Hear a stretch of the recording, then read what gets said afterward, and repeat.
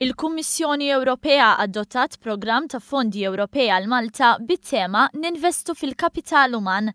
Dan huwa fond li se jkun iffinanzjat mill-Fond Soċjali Ewropew għal perjodu 2014-2020. Dan il-programm għandu lan li jinvesti aktar minn 132 miljun euro għal promozzjoni tal-impjigi u l-inklużjoni soċjali, għat-titjib fis-sistema edukattiva u fl-effiċjenza tal-amministrazzjoni pubblika. L-investiment se jiffoka fuq 4 prioritajiet: l-impjiegi fejn se jkunu investiti 26 miljun euro u l-inklużjoni soċjali fejn se jiġu investiti 40 miljun euro. Priorità oħra hija l-edukazzjoni fejn se jiġu investiti 47 miljun euro.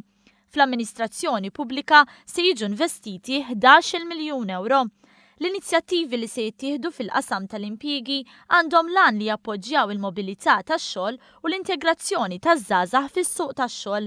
Fil-waqt li fil-qasam soċjali lan huwa li joħolqu aktar opportunitajiet għal gruppi bħal nisa u persuni inattivi u biex jiġu indirizzati l-ħtiġijiet tas-saħħa u l-inugwaljanzi. Fil-każ tal-edukazzjoni, il-finanzjament huwa mirat biex jitnaqqas it-tluq bikri mill-iskola u biex ikun hemm aktar studenti fl-edukazzjoni terzjarja.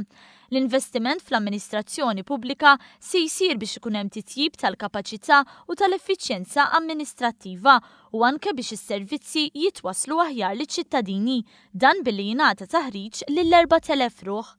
Intant fi stqarrija, is-Segretarjat Parlamentari għal Fondi Ewropej esprima s-sodisfazzjon għal din l-approvazzjoni u qal li dan il-programm huwa frott proċess ta' konsultazzjoni estensiva li warajha saru negozjati intensivi.